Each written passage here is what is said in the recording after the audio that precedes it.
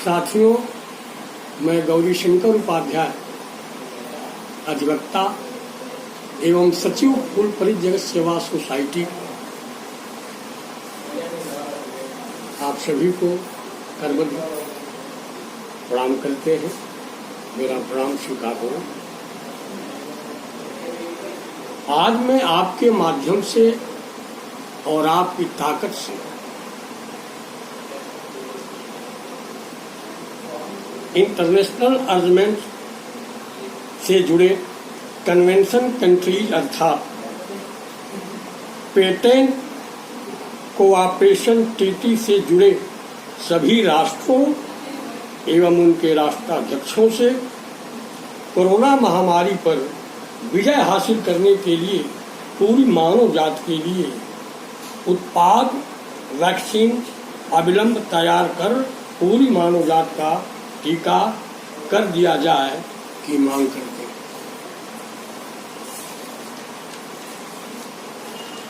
इसमें कुछ लोगों द्वारा पेटेंट के नाम पर बाधा उत्पन्न की जा रही है। मैं द पेटेंट एक्ट 1970 और पेटेंट एक्ट रूल की किताब ये कहीं में है, हाथ में लेकर पूरी दुनिया से बात कर रहा हूं और यह मैं बताना चाहता हूं कि इस कोरोना वैक्सीन का वास्तव में पेटेंट विधिता किया जा सकता है कि नहीं। तो मैं यह साबित कर सकता हूं द पेटेंट्स एक्ट की विधिक किताब से कि हाँ, जो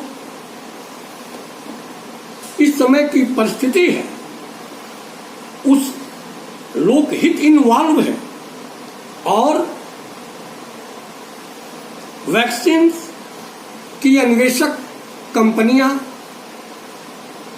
उसके उत्पादक, प्रोडक्ट्स के उत्पादक, प्रोसेस के जानकार पूरी मानव जाति की मांग के अनुसार, जो एक बहुत ही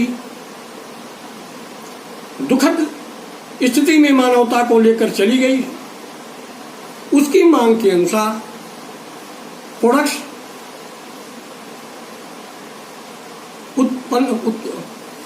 का उत्पादन नहीं होता। और इस पेटेंट की किताब में लिखा है, जो मैं पढ़ के सुना, द पेटेंट्स एक्ट 1970 की धारा 3 जो चैप्टर 2 में इन्वेंशंस नॉट पेटेंटेबल, आविष्कार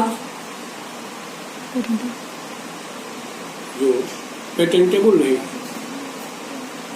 कौन है? What are not inventions. और इसके क्लास बी में आइए, वो लिखता है कि an invention the primary or intended use or commercial exploitation of which could be contrary public order और मॉरलिटी। यहाँ मॉरलिटी के खिलाफ है कि कोई उत्पाद कोई इन्वेंटर न कर पावे तो उसका पेटेंट अपने पास रखा रहे। इसीलिए ऐसे इन्वेंशंस को पेटेंटेबल नहीं कहा गया। ऐसे इन्वेंशंस को पेटेंटेबल नहीं कहा गया है। जो किसी न किसी रूप में उसकी स्थिति ऐसी है कि वो लोक हित को प्रभावित कर रहा है। यहाँ उत्पादन न कर पाना ही लोक हित को प्रभावित करना होगा। यहाँ उत्पादन न कर पाना ही लोक हित को प्रभावित कर दिया। इसलिए ऐसे इन्वेंशंस को पेटेंट की श्रेणी में नहीं रखा गया है, जो किसी न किसी रूप में लोक हित को, पब्लिक ऑर्डर को क्षत पहुंचाता हो नैतिकता के खिलाफ, तो ये नैतिकता है कि अधिक से अधिक जितना संभव हो, जितनी त्वरित गति से संभव हो, उतना त्वरित संभव हो, इस उत्पाद को, वैक्सीन के उत्पाद को बनाया जाए। बहुत से वैक्सीन बन गए,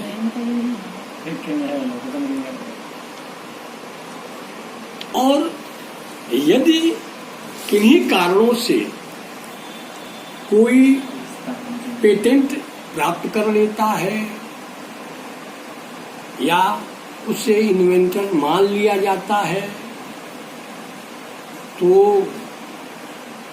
उसको भी सरकार की इच्छा जब लोकहित में होती है तो उसकी रॉयल्टी समाप्त कर दी जाती है।